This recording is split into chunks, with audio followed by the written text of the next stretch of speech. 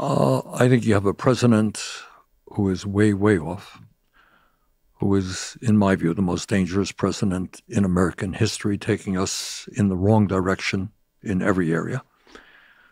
On the other hand, I think you got a whole lot of people who would love to see a very, very different America than we have today. So what Trump is saying, and this is, I think, an important political point, he says the system is broken. Yeah. And you know what?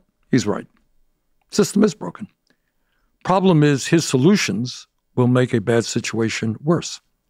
And from a political point of view, the Democrats say, well, we're going to tinker around the edges on this, do a little bit over here, but basically we're doing okay. Yeah. That's wrong. So I think you have millions of people who understand that in the richest country in the history of the world, we should be doing a hell of a lot better than we are doing today. It's interesting you just said that, because I was talking to the team, and my friend and I were walking, chatting about this episode, and one of the things that struck us was exactly what you said, is Trump always identifies that there is a problem, right? His solutions oftentimes seem absurd, and they are, but he identifies that there is a problem. Exactly right. And not only him. If you talk to his people in education, they say the system is broken. You talk to people who work on healthcare, they say the system is broken. So they tap the anger and the frustration. People say, yeah, the system is broken. Yeah. Then you hear their solutions. Half the time they're totally crazy and will make the situation worse. But it is important, and what I try to do in the book is to lay it on the table. What the hell is going on in America right now? Well, you tell me, is the system working? Why do you think you're comfortable doing that when so many of your fellow senators and Congress people aren't? Because I think of AOC. I don't know if you ever saw, this was right after the election. AOC did a poll, I think it was on Instagram. Yep. And she said, how many of you voted for me and voted for Donald Trump? Right. Which seemed crazy. No, it did not seem crazy. And a lot of people said, I voted for you and I voted for Donald Trump. And the main thing they said was, I voted for both of you because although you're very different, you both acknowledge that this thing doesn't work. That's exactly right. And the people are right. Look, I think one of the things I try to do in the book is to raise issues that you're not going to see on corporate media, and you're certainly not going to hear discussed very much in that U.S. House or U.S. Senate. Politicians don't talk about it. And that is, okay, who has the wealth and who has the power? Simple question, right? Yeah. Do you ever talk about it? Do we ever hear much discussion about it? We don't. But the reality is that today in America, and we spend a lot of time talking about this in the book, is we have more income and wealth inequality than we've ever had in the history of the United States, okay?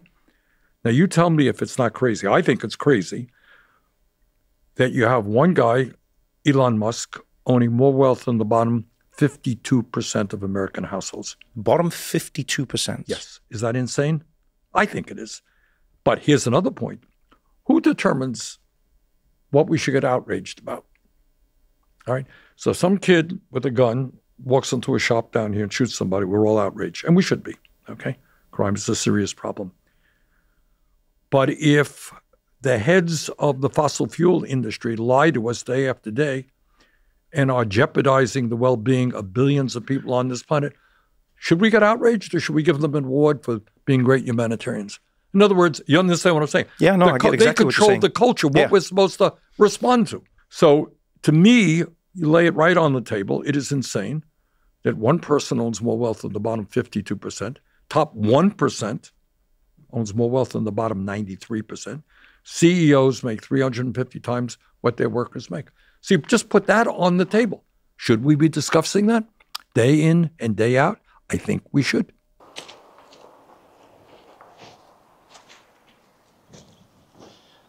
Good morning, good evening, and good afternoon, Africans. I hope you are faring well where you are, and if you're not faring well, please fare well where you are. There is a particular Persian proverb. So if you hear Persia, know I'm talking of Iran. When the lion is silent, even the mouse thinks he is the king. Turns out Bernie Sanders has lived long enough to come and see the evolution of America to what it is today. He has seen America here, and now here. And of course, what he is going to say is something very, very accountable and very, very important. This is the argument of Bernie Sanders. He argues that the real owners of the country of America are not the people, not the voters, not the working families, or not even the elected politicians. Instead, Bernie Sanders says the owners are the silent lions of the economy, the billionaires, the corporations, the financial class, and the oligarchs who sit behind the scene. When the powerful class hides behind the system, the smaller figures in politics begin to act like kings, behaving as if they are the true rulers. This is where deconstruction, my critical analysis, is going to help. We are going to look under the political speeches. We are going to examine the hidden structure of power and see what runs the machinery of America. I want us to listen to this speech. I shall get back by the end of the video. You work hard, you're going to make the American dream. Someday you'll become a billionaire as well. I think people believe that less now than they used to. But here's what I think Trumpism does very well from their perspective. Trump is a demagogue. What does that mean? It means that he is smart enough, and he is nobody's fool, to recognize that people are hurting, all right? That the system is not working. Mm-hmm. So if you're in the average person and you can't afford to pay your rent or send your kid to college and you're hurting, you want an explanation. Why is that, right? It's kind of natural. You want to, why is the world the way it is? I think everybody really searches for an answer. Trump has an answer. And his answer as a demagogue is the answer that demagogues have always given. And that is, you place the blame on powerless minorities, right? In the 30s in Germany, it was the Jews were the cause of mass unemployment and so forth and so on. Gypsies. In America, there were problems at our schools. It was the gay people who were the problems, caused the problems. For many years in this country, if you're a white working class person, well, the reason you're not making more money is the blacks taking your job. Nothing new about it. In the UK, they blamed people from, they were like, oh, it's the Polish. Pakistan, and they said it's Pakistan and it's India. And it's always moved a generation. Exactly. Yeah. You pick and choose. I mean, they must sit around and say, who do we blame today? Yeah. And it works because people are hurting. And then you have the entire media structure saying, well, it's the fault of the undocumented people. In this country, it's the undocumented now. So we're going to throw them all out. And we're going to make life miserable for them. All right, thank God, my life is going to improve. That is what not only oligarchies, but it's what demagogues do, and that is Trumpism in spades. That's what he's doing. So what he's doing. Rather than I was at his I wasn't only at his inauguration, I was at his State of the Union speech. Guy gets up there, gives one of the longest State of the Union speeches in history.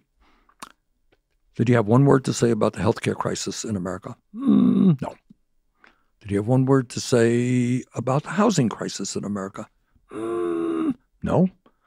One word to say about the high cost of prescription drugs? No. One word to say about how college is unaffordable?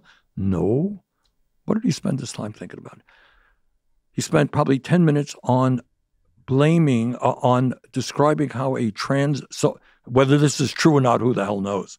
But his description was a transgender athlete in a volleyball game smashed a ball into a young woman's face and hurt her.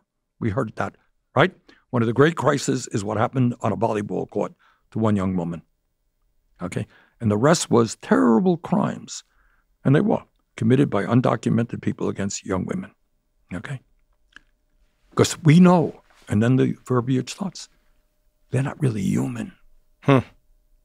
Trevor, they're really not. They're subhuman people. I mean, and it's almost the language. They're poisoning, quote unquote, poisoning the blood of America.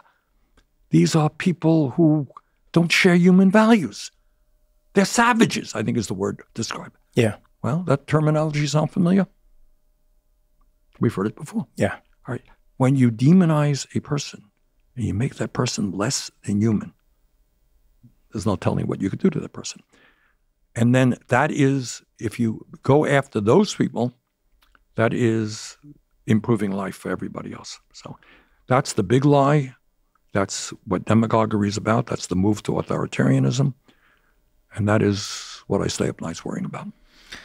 You know, when I was reading through the book, one of the things I hope really gets to people is something that oftentimes isn't front page because it's boring, and yet it's front page in everybody's lives. And it's how the consolidation of power comes to cost you at home in your life, you know? And you talk through like food, for instance, in America, and how all the meat is basically what, 4 companies? Yes. You know what I mean? And I just want you to walk me through that, because what you do really well in the book is you break down why this is a problem. Because some people would go, well, Bernie, I don't know what your issue is. It's consolidation. And what it does is it enables a company to work more efficiently. They love that it's more efficient. Right. And it means we can expand our capability and we can get out there and lower prices for all Americans. What's so wrong with only having 4 major companies that control all the meat in and around America? Well, what's wrong is that in capitalist terms, there is minimal amount of competition. And if you think these guys are not, working with each other to keep prices artificially high, they are. So what the theory of capitalism is, some new upstart comes in, produces the product at a lower rate. Mm-hmm. People are going to go, forces prices to go down. It's a good theory, and occasionally it works. But right now, whether it's big tech or major industry after major industry, that is not the case. They are controlled by large conglomerates who can control prices to a large degree and how they treat their workers. It's not just that. It's also terrifying for diseases. Because, if you look at like some of the biggest diseases that have gone through the U.S., like in the food, it's oftentimes because it goes through one plant, it goes through one company. It's not one area that gets affected. Like the baby food was an example of that. I remember when there was a baby food shortage, I read through the story and I was like, what is going on here? How can there be a baby food shortage in the United States? Come to find out, there's basically almost like one company that's running the baby food. And if their plant gets one contamination, every single mother in the United States now doesn't get baby food. And then you can't bring more baby food into the country because they've lobbied correctly to make it so that you can't import baby food. It feels like every time you read about these things, it feels like it's a never-ending story of impossible mountains to climb. And then I found myself thinking, I was like, where does Bernie get the energy? Genuinely, I was like, you're 83 years old, and not once have I ever seen you be like, well, that's all, folks. I guess we tried.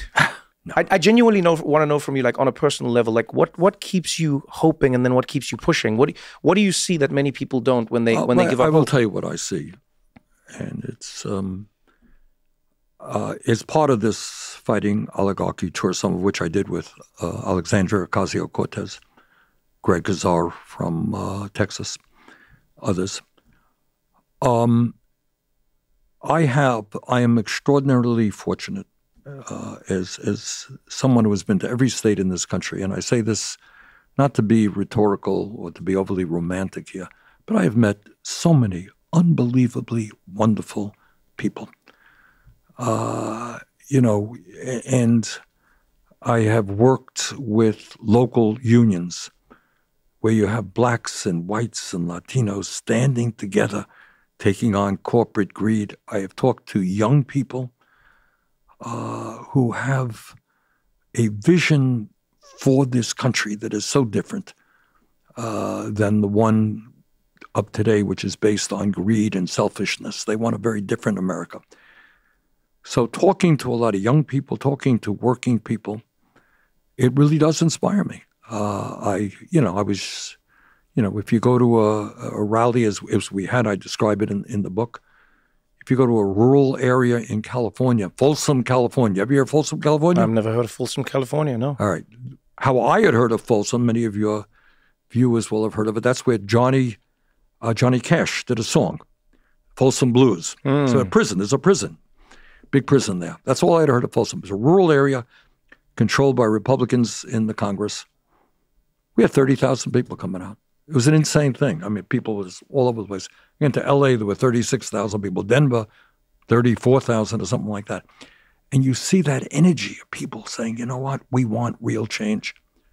How can you not walk away from that and say, whoa, man, we can do it. We can do it. And then I talk to kids, and that also inspires me.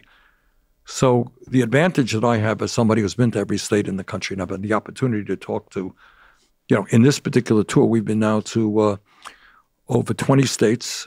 We did 35 events. I've talked to over 300,000 people. That inspires me. That gives me the energy to keep going. Don't go anywhere, because we got more What Now after this.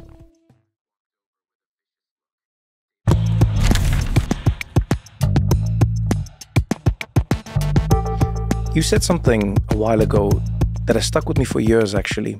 And it was in and around one of the elections. You were talking about how people should campaign. And you said, and I'll paraphrase you, forgive me, but you said something to the effect of, we need to stop focusing so much on basically selling it as a race issue and selling it more as a living wage issue, as a survivability issue, and I remember at the time, some people didn't get what you were saying. People were like, no, but this is a race thing. And it's funny because it took me back to, some of the things that happened in and around the civil rights movement, whether it was Dr. Martin Luther King Jr., et cetera, who said basically that, poor doesn't know a color. Poor. Do you think that that's been some of the problem in the way politics, especially in the Democratic Party? It feels like a lot of the Democrats who go out there will spend a lot of time being like, black people, come on, you're good, you're black, and Latinos, but they don't seem to go into the heart of what the issues are. That's not an accident. Okay, so you have, what's his name? I can't remember his name now. To answer your question, what you're talking about is identity politics. Mm-hmm. Okay.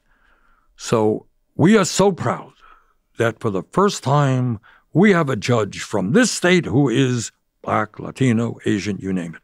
Really? We have a woman this, we have a gay that. That is, look, all of us want to see parts of our society have good representation in Congress. And we're making some progress.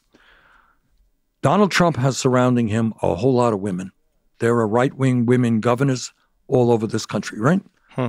Are we all very proud? Oh, man, thank God we got a woman in politics who does not believe in women's right to control her own body, who, is terrible to workers and so on, but we're proud that she's a woman.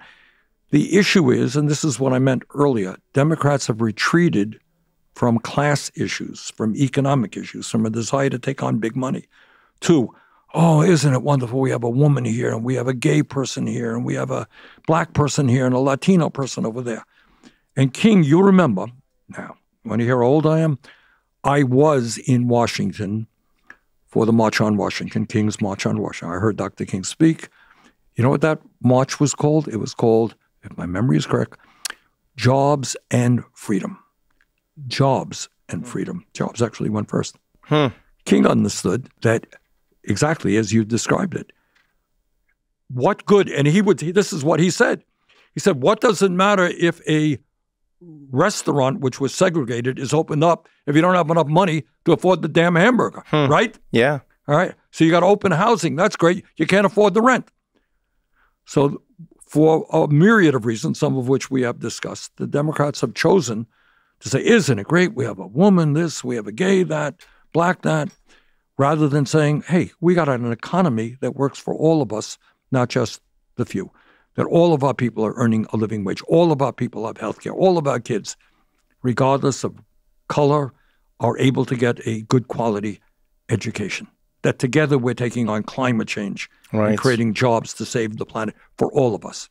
So to some degree, look, it goes without saying, there has been discrimination, as everybody knows, bigotry all over the place. And we've got to fight that every day. We've got to open up the process to all of our people. But it's not just that somebody is a woman candidate or a gay candidate. What do they stand for? What do you think people misunderstand about class and classism? I asked this because I remember one day reading a book. I forget who the author was, but it was a really poignant line. And it basically said, I cannot wait for America to get over racism because racism is the first stage. And then they will discover that classism is what they've been fighting all along. Good. That's right. Because today, when we talk about the working class of America, who do you think we're talking about? Disproportionately. Disproportionately. I mean, there are millions and millions and millions of whites in the American working class. Disproportionately, it's black, it's Latino, and women, as a matter of fact. The class issue, though, you see, is if you're the head of a large corporation, the likelihood is you have a good education, you have gay friends, maybe your wife or your girlfriend has had an abortion, right? You're tolerant on all of those issues. You don't stay up nights worrying about black people getting a job. But what do you worry about? What you worry about is that you may have to start paying your fair share of taxes, that you may have to start paying your workers a living wage, and you will fight that. So I find that many of these quote-unquote great liberal corporate types, we struggle with them to make sure that they respect unions or they allow unions to be formed, et cetera. But at the end of the day, in my view, Trevor, if we're going to transform America, which is the question on everybody's mind, how do we do it? It has to be a mass movement of people. It has to be a growth in the trade union movement. And, you know, that is the way forward, and that's what we're working on. Do you think democratic socialism is the dirty word that it once was in America today? No, it's actually quite popular among young people, and I think despite the fact that no one quite knows what it means. But, I mean, I think what increasingly people do know is that you have countries, for example, in Scandinavia. Yeah. You get Norway, Denmark, Sweden. If you go to those countries, the most right-wing politician would not for a minute suggest that healthcare is not a human right. Yeah, yeah. A lot of the time, their right-wing politics is more about the politics of other, but it doesn't question the classist ideals that the country holds. It doesn't question what they call their social welfare system. Yeah. Right. They believe that's the bedrock. Right, and nobody questions that. You're right. And the right wing will play off, you know, against immigrants and so forth. But in those countries, healthcare is a human right. Higher education is often free. Childcare is often high quality, free. Workers earn quite good wages. Unions are much stronger than they are in the United States. And I think a lot of young people especially are looking around there and say, how does that happen? You go to Germany, you graduate college, you're not in debt. And in this country, you know, you're $50,000, $80,000 in debt. So I think without even getting into the essence of what socialism means, which to me means democracy, by the way, not just the right to vote every 2 or 4 years, but having a say on the job. Yeah. Wouldn't life be a lot better if you weren't just a cog in the machine? And we're seeing, by the way, one of the nice things we are seeing in America, in Vermont, pretty strong about worker-owned companies, where workers themselves own the companies, select their own leadership. And what all of the study shows that people feel much better about their job. You know, the absenteeism is less, productivity is up. People are good. It's our company. Pretty good. Could there ever be laws written to sort of entrench those types of ideas? And I know even saying that right now sounds crazy to most people, but the other day I was thinking about sports, and I was going, I know you're an avid basketball player, you know. Avid might be too strong, but I played a lot of basketball. I've seen you shoot, Bernie. I've seen you shoot. Okay. You drain them. Like I remember when it was in the primaries, you would go to the gyms beforehand, I did, and you would just like, I found myself thinking about how sports, and everyone who watches sports seems to understand in a basic concept of fairness. And this is what I mean. Shaquille O'Neal comes into the NBA. The man is completely dominant. You throw him the ball, he puts it in the hoop. You throw him the ball, he puts it in the hoop. You can't do anything to him. He stands under that rim and he puts the ball in the hoop. And then they change the rules of the game. They say, you know what? You can't stand in the paint in this little section for longer than, 3 seconds, I think it is? I think that's right. Yeah. And they go, you have to keep moving. Why? Because otherwise Shaq can just do this forever and it's not fair. Right. And I look at this in every sport. In fact, golf. You know, golf might be my favorite sport. I don't play it. I don't like playing it. But I love the rules of golf because golf, contrary to the people who play it, is one of the most egalitarian, fair sports that has ever been created. It's the only sport where you can come in as a terrible golfer and you can beat the best golfer in the world because the handicap system acknowledges that your position coming into the game should be accounted for in order to get you to a level playing field as somebody else. Like, that always blows my mind. Do you know what I mean? Yeah. And I wonder if politics can get to that place. Is it a crazy thought that I have that you could write laws that say people should own a piece of companies if they work in it? Or look, it is not a crazy idea, and there are countries around the world to some degree already doing that. Look, is it a crazy idea? 1948, right? A few years ago. In Great Britain, a Labour government said healthcare, 1948, healthcare is a human right. I don't care if you're rich, you're poor, you're young or old, you go to the doctor, you don't take out your wallet. In the early 70s, Canada said the same thing all over the world. That could be a law signed tomorrow by the President of the United States. And think, Trevor, for a moment, what that would mean. We got 500,000 people go bankrupt every year because of medical bills. People die because they don't get to a doctor on time. Yeah. Do you know how transformative that would mean if people go to the doctor when they wanted to, if they weren't worried about going to a hospital and not coming out bankrupt? A lot of people have cancer, getting cancer treatment today. They're going to go bankrupt. Do you know that? That's a fact. Yeah. Okay. What would that mean? If we made sure that every parent in America knew that his or her kids would be able to get all the education they wanted, great schools, what would that mean? Yeah. Just do that. Forget anything else, not to mention having wages which were livable.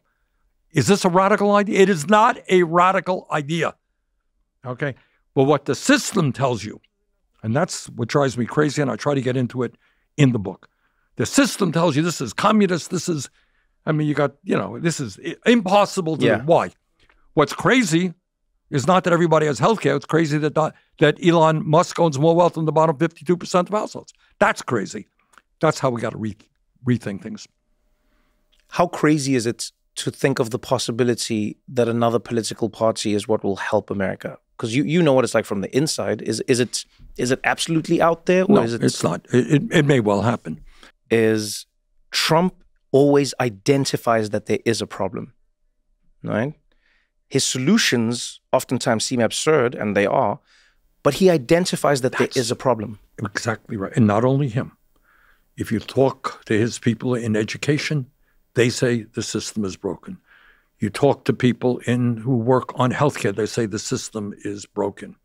So they tap the anger and the frustration. People say, yeah, the system is broken. Yeah. Then you hear their solutions. Half the time they're totally crazy and will make the situation worse. But it is important, and what I try to do in the book is to lay it on the table. What the hell is going on in America right now? Well, you tell me, is the system working? Why do you think you're comfortable doing that when so many of your fellow senators and Congress people aren't? Because I think of AOC. I don't know if you ever saw, this was right after the election. AOC did a poll, I think it was on Instagram. Yep. And she said, how many of you voted for me and voted for Donald Trump? Right. Which seemed crazy. No, it did not seem crazy. And a lot of people said, I voted for you and I voted for Donald Trump. And the main thing they said was, I voted for both of you because although you're very different, you both acknowledge that this thing doesn't work. That's exactly right. And the people are right. Look, I think one of the things I try to do in the book is to raise issues that you're not going to see on corporate media, and you're certainly not going to hear discussed very much in that U.S. House or U.S. Senate. Politicians don't talk about it. And that is, okay, who has the wealth and who has the power?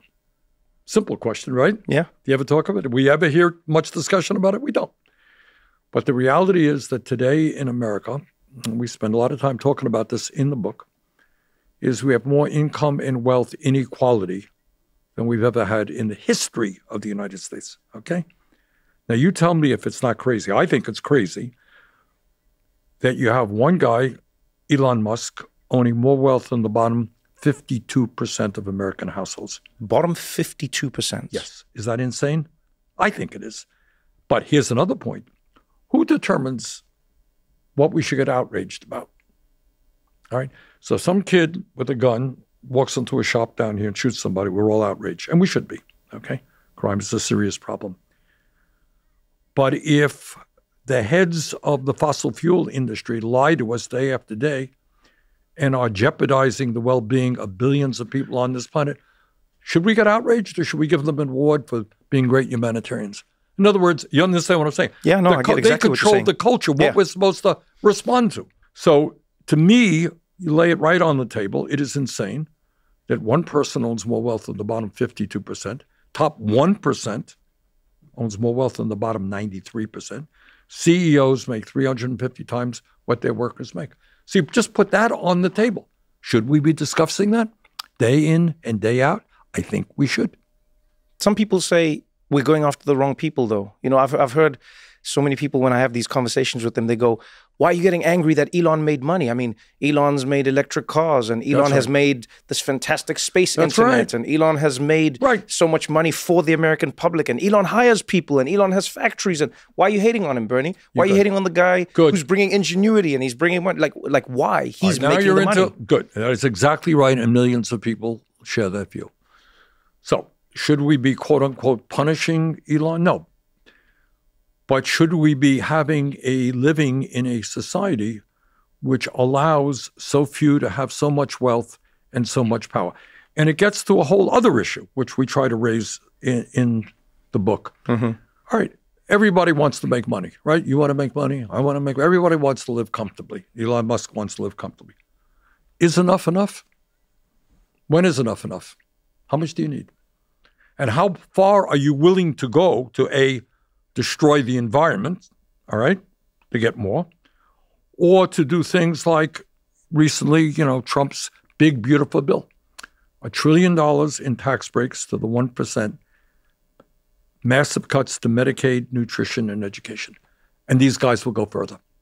In other words, they do not look at economics as something, well, I made it. I got $3 billion, man. I couldn't spend that in 1,000 years. How lucky am I? It's not what they think. They want more and more and more wealth and more power. And that has got to be stopped.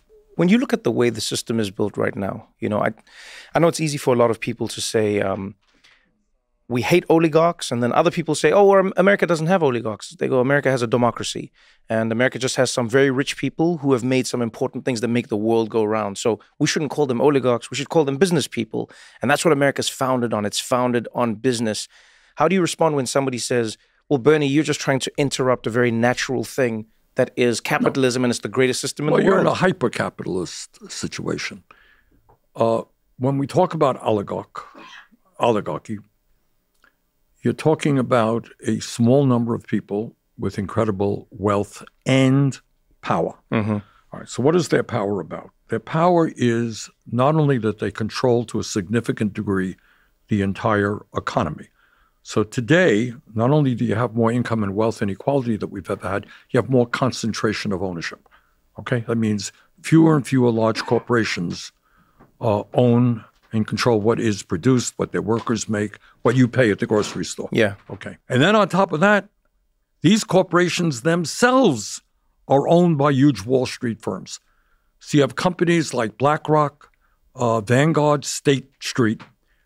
These three corporations combined are the dominant stockholders in 95% of American corporations. Got that? So they're the dominant? Yes. Add the three together. You go to Google, look up any corporation you want to, almost any. You will find Vanguard, State Street, BlackRock, major stockholders. I know, you're looking at me in a quizzical way here. It's true. Check it out. So what it is, give you an example. I was the chairman of the Health, Education, Labor, and Pension Committee. Now I'm the ranking member. So we hear from and reach out to workers all over this country who are involved in labor struggles. Okay? Yeah. They call, Bernie, we're on strike. Can you give us support? So we get on the phone and we call up the guy who's nominally the head of the company. He says, you're talking to the wrong guy, Bernie. Somebody else owns us. And you find that somebody else owns somebody else. That's what a conglomerate is about. Somebody owns something, but it's owned several times over. Yeah. All right.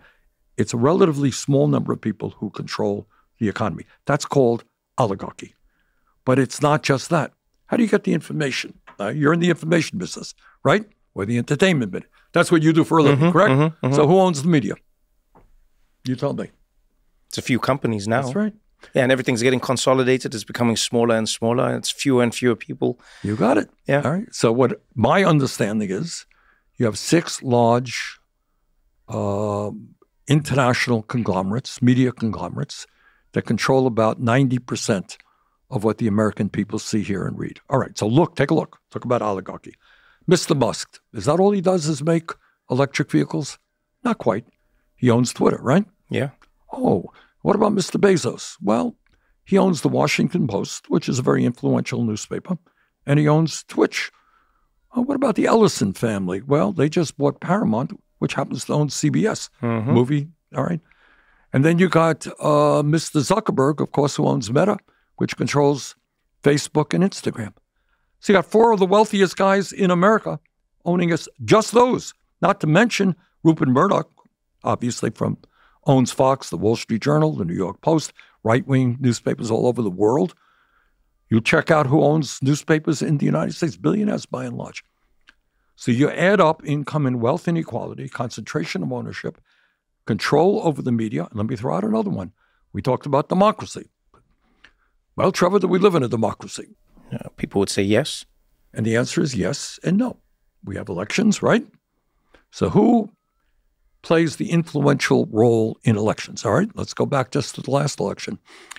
Mr. Musk, the wealthiest guy on earth, spent $270 million to help elect Donald Trump, right?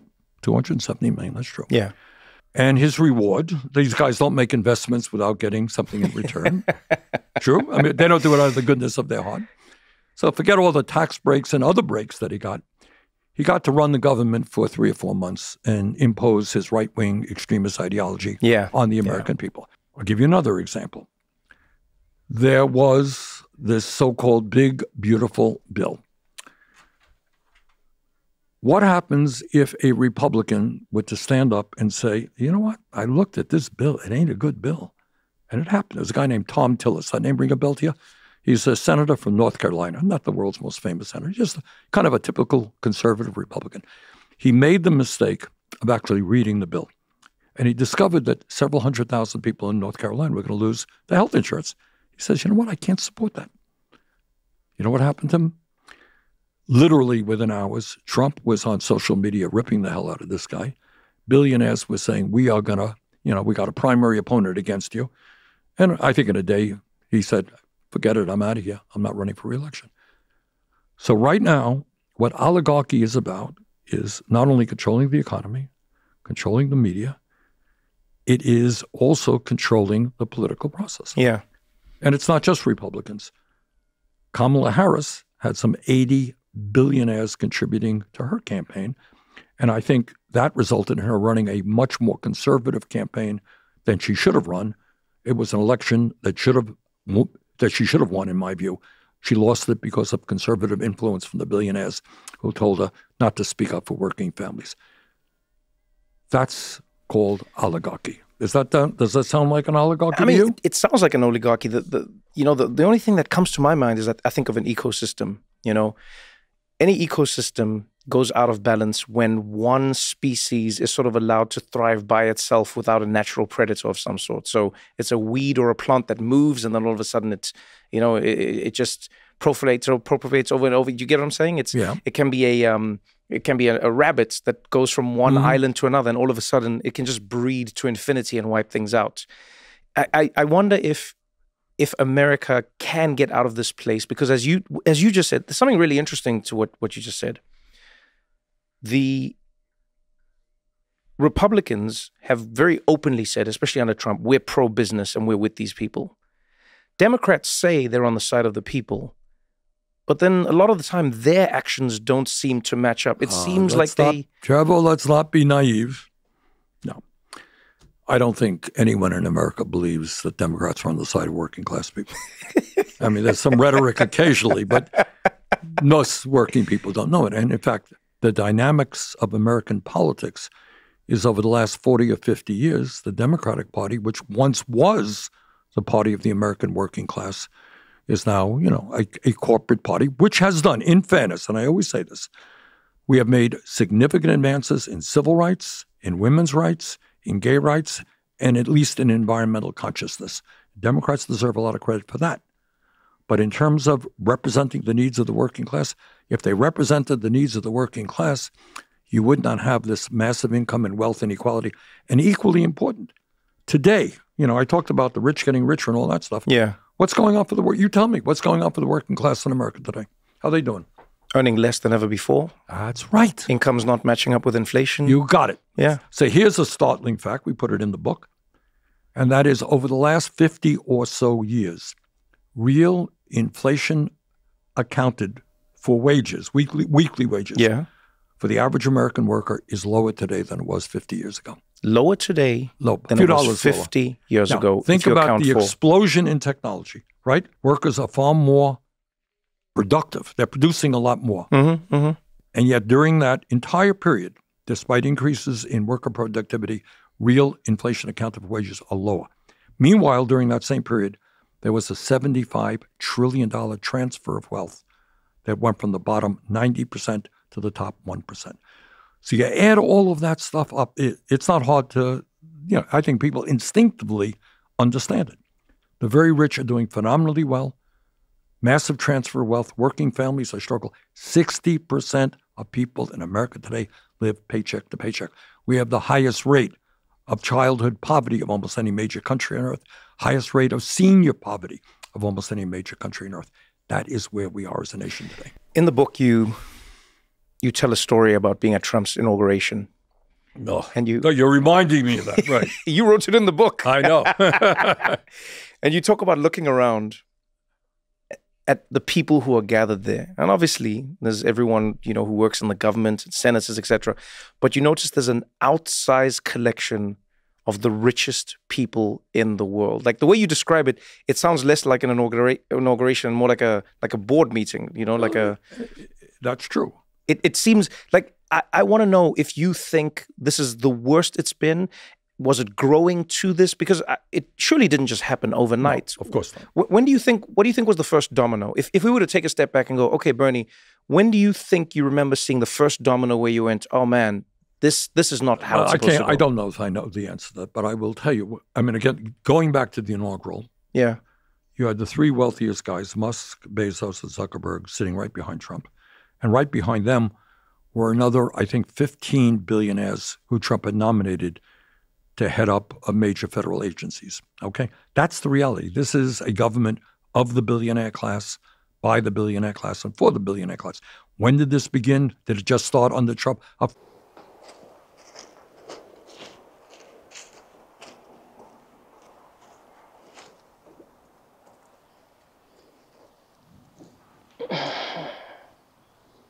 After listening to this critical video, here is my deep critical analysis with a touch of deconstruction. Bernie Sanders tries to show the public that American democracy has two layers. First one is the visible democracy. The visible democracy, according to Bernie Sanders, are the politicians, the election, the speeches, and the parties. Now the Democrats and the Republicans.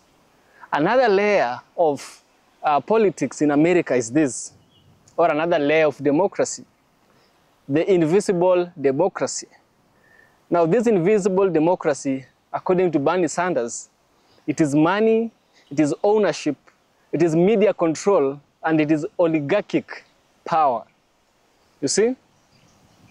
To understand and to deconstruct Bernie Sanders' speech, we must slowly take apart these two layers and compare them with how they affect Americans, Black Americans, and every other community that's affected by the affairs of the United States of America. We need to look at things, and we need to look at sectors such as the policing system, the economic marginalization, the housing redlining in case of Black Americans, the under-surveillance states in case of Black Americans, and the under-schooling inequality, and also the cultural pressures of Trumpism. You see? That is what this video is going to entail. You see? Trumpism, even though it represents itself as anti-elite, it is built from the same oligarchic structures that Sanders exposes. The aim is simple: to help you understand the political machine in the clearest, most straightforward.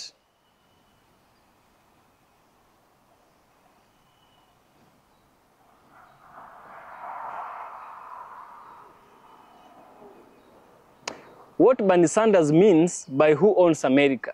Now let's look at this sentence, not from the surface level, but from the deeper symbolic meaning. You see? Bernie Sanders' question is not poetic. he means it literally. He asked the question, who owns the factories? Who owns the banks?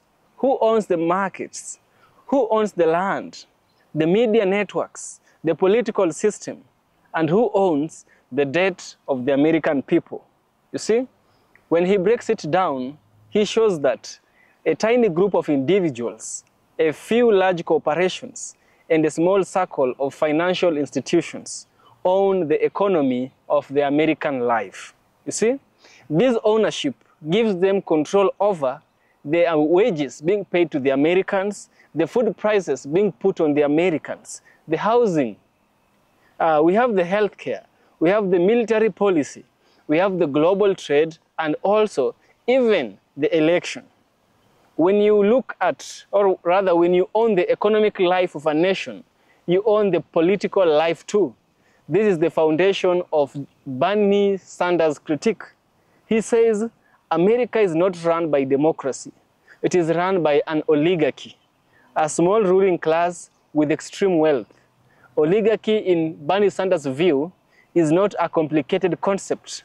It simply means rich people decide, everyone else lives with the consequences.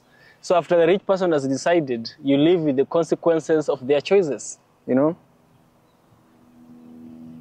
So we must look closely to deconstruct Bernie Sanders' claim. You see, we are going to look closely at the meaning of the word ownership. Bernie Sanders is not only talking about property, he is talking about control over human life. There are four main forms of ownership in his argument. First one is economic ownership, owning businesses, banks, land, technology, and production. The second is political ownership, controlling laws, influencing lawmakers, buying legislative outcomes. The third one is media ownership. You see, this includes shaping reality through news, entertainment, and information. You see, the fourth one will be psychological ownership. This is influencing what people think. You see, influencing what people think is normal, possible, or acceptable. Now, they even shape your perception. Ownership is not just about money. Ownership is about narrative control, behavior control, and future control. For Black Americans, in this case, this framework explains the pressure of living inside systems where police debates or police departments act like private forces. Neighborhoods are defined by redlining maps. Schools mirror economic segregation.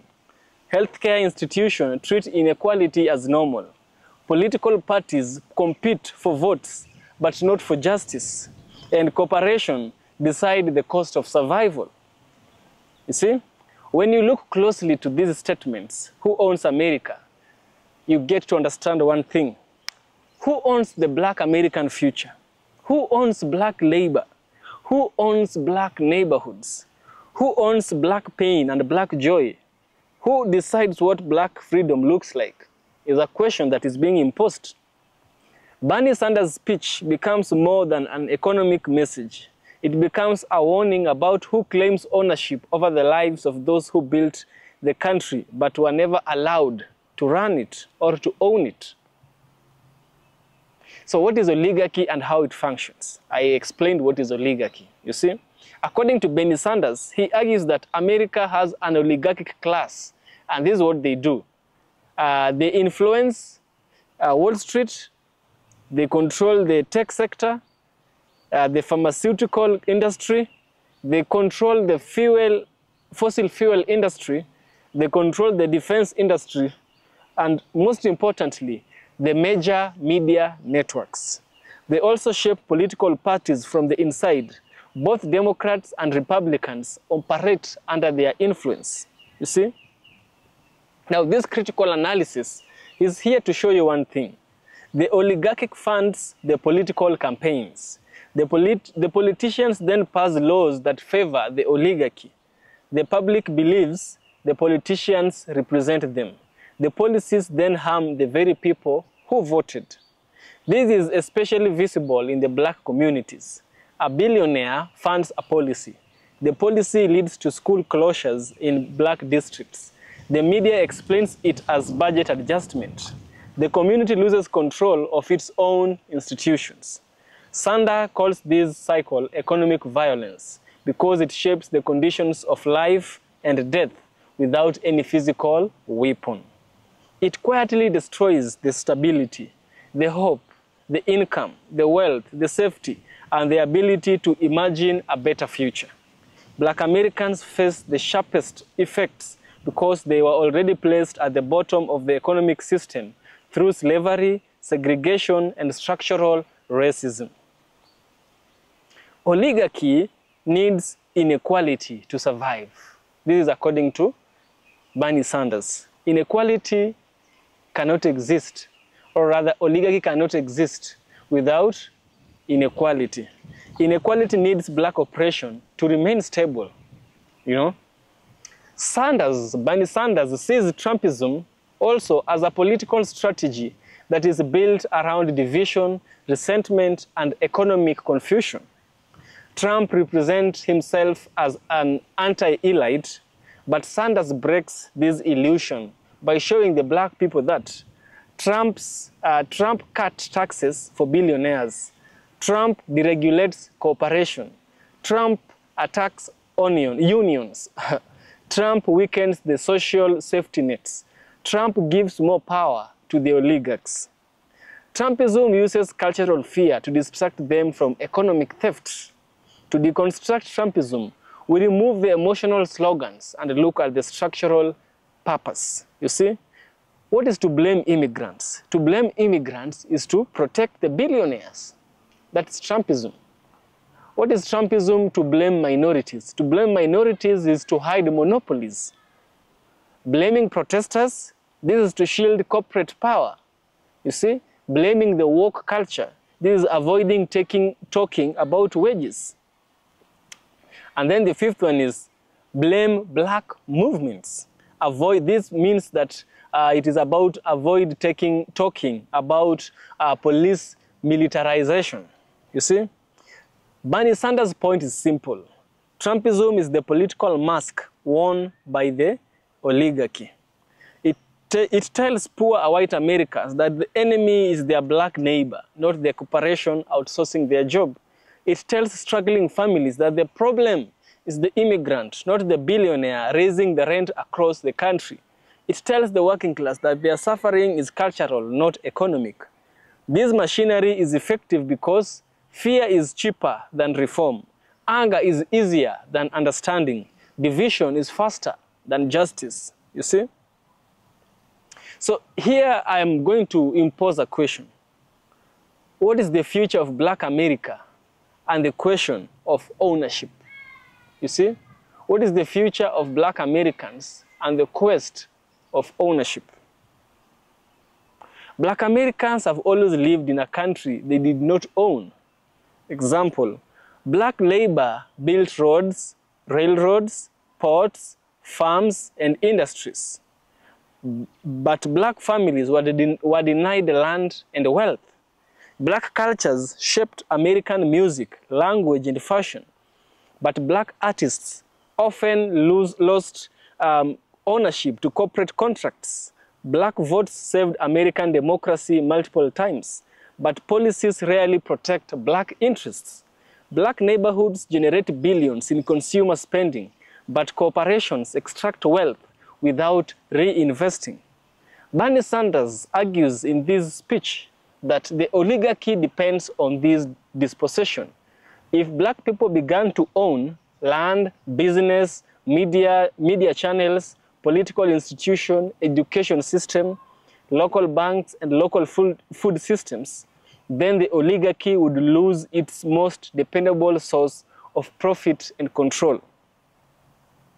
This is why Bernie Sanders insists that you cannot have democracy when wealth decides everything. And you cannot have justice when black people are economically voiceless. You know? This man is a man of good intellect and also an empath. You see? So who owns the future of America? Sanders' biggest warning is not about today. It is about the coming decades. He argues that the oligarchy is trying to own, number one, artificial intelligence. Number two, biotechnology. The third one is global supplies chain. The fourth is environmental resources, water, political system, the media, and the military economy, you know. Whichever group owns these industries will control, you see.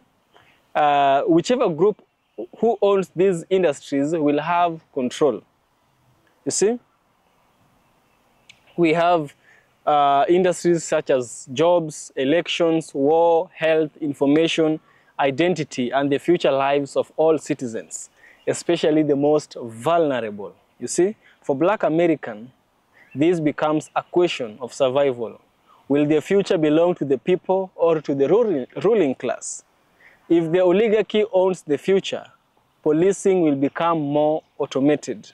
Prisons may expand through private profit. Wealth gaps begin to expand, you know. Communities will lose autonomy and the representation will remain symbolic rather than structural. And if the people own the future, schools can be rebuilt, housings can become fair, healthcare can become equitable, wages can increase, and political voice can finally match political need. The ownership struggle is at the heart of Bernie Sanders' warning, you see. Another thing is we need to look at a situation of what does the future entail in all this? What does the future entail, you know? So my critical analysis shows that the problem is not individual politician. The problem is the structure of ownership. Bernie Sanders says the first step is awareness, because the oligarchy works best when people do not see it. The next step is collective pressure, because no single country can fight $1 billion system alone, you know. Another next question is the collective pressure, because no single community can fight $1 billion system alone. For Black Americans, the key mechanisms include, first, economic cooperatives, community ownership of local businesses and resources. Second is political mobilization, voting in local election where police, prosecutors, and school boards are chosen.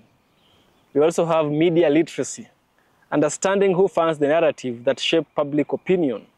The fourth is coalition building, joining with working class, whites, Latinos, Asians, and indigenous community to break the billionaire grip on politics, you know. The last one is cultural independence. You see, controlling production, distribution, and ownership of Black cultural output, you see. Bernie Sanders often say, when the people stand together, they are stronger than the people who own the country, you know. My critical analysis is here to remind you that the oligarchy rules through division. Unity is the only threat to the power of oligarchy, you know.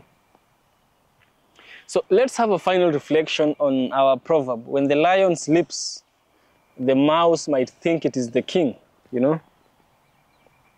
Sanders' message is that the American people, the workers, the families, the communities, the marginalized, the forgotten, are the lion. But the lion has been silent. It has been silent in understanding how the system works, silent in recognizing the small groups that own the country, silent in challenging the oligarchy, silent in uniting across race and class, silent in demanding real democracy, silent in exposing Trumpism as a distraction tool. And when the lion speaks again, with knowledge, with organization, with solidarity, the illusion of the mouse disappears, and the people regain ownership of the country they built. Yes. I hope you've gained value from this. I hope that you are able to learn. If you're able to learn and gain, share. Kindly share these videos. Share these videos to make my videos go viral, you know. I'll really, really appreciate. And if you find value in my work, you can donate something small on my Patreon. Become a paid member. You can just pay even $1. It goes a long way. $1 is a lot of money, here in Africa. $1 is a lot.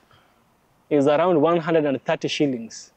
With 130 shillings, I can eat supper. Or I can even do good for for children who might need it. You see, your hand can go a very far way. And again, as I always say, it's not about the it's not about the money, it's about the message. Yes. But your $1 can really help somewhere. Support me on Patreon and see you in the next one.